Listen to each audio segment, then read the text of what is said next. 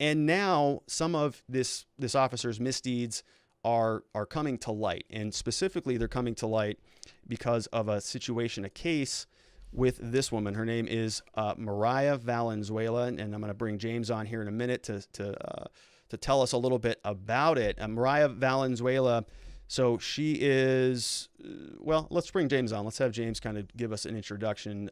James, let me see if I can make sure that you're ported in here.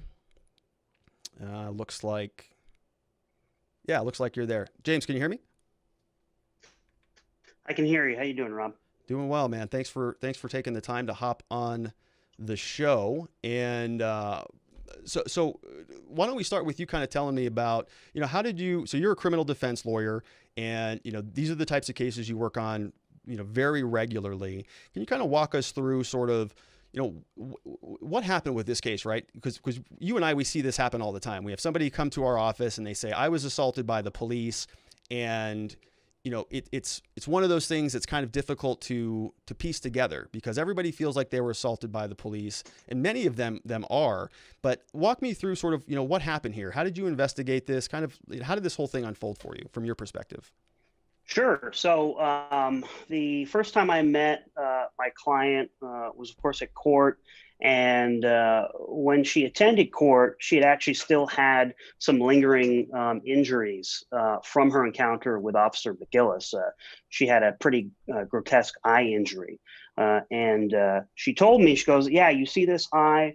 This is what this cop did to me. There's body cam. I want to get the body cam.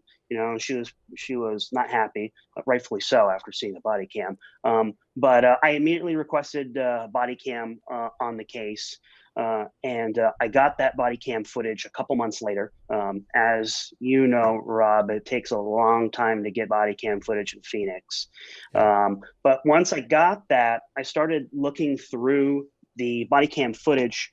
And one of the first videos I reviewed was video from one of the sergeants, so the supervisor in this case, who was talking about having to review Officer McGillis's body cam because there were some allegations of use of force.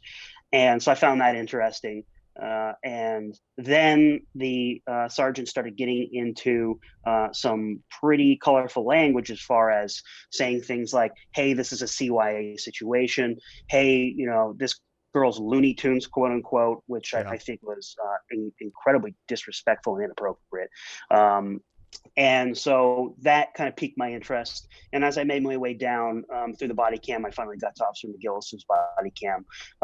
And if you are, I know you've seen it, Rob. If any of your viewers haven't seen it, I highly recommend to go take a look as soon as you can.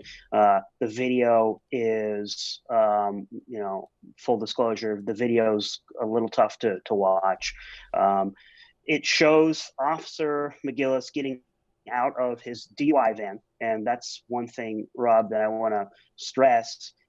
He wasn't in a squad car, not your typical police vehicle. He was in the DUI van, so the phlebotomist van, essentially where he does his blood draws. Big, white box van.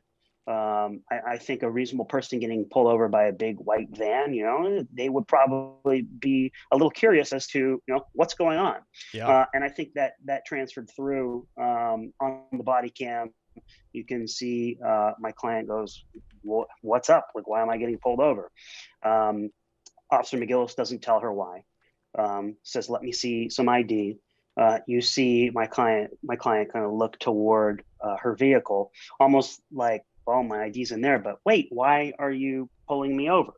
And McGillis immediately goes and grabs her and throws her on the ground.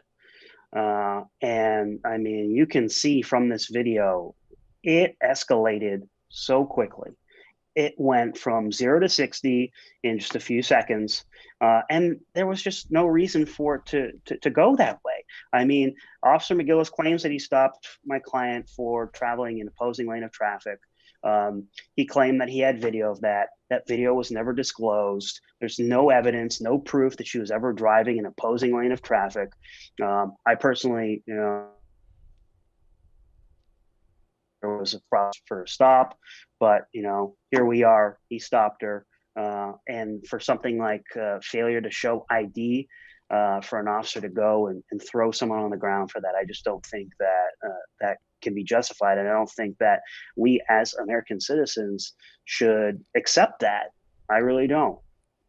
Yeah, I'm with you, my friend. And I think I have the tech queued up. I do want to play it because I would like to kind of walk through it. It's going to be difficult for me, I think, to play it and talk with you. So let me play it, and then we'll Sure. sort of back up because I want to dive into the to that basis, because something happens as we're watching it. So for the viewers, you're going to see, like James just described, this officer walks up to her, and I didn't realize, by the way, that it was a DUI van. That makes a lot more sense. It's like, why is this moving van pulling me over, right? People already get concerned when they're getting pulled over on the side of the road. As you're going to see in the video, it's late at night, but he's approaching her and he's having a conversation, and then suddenly he just snaps.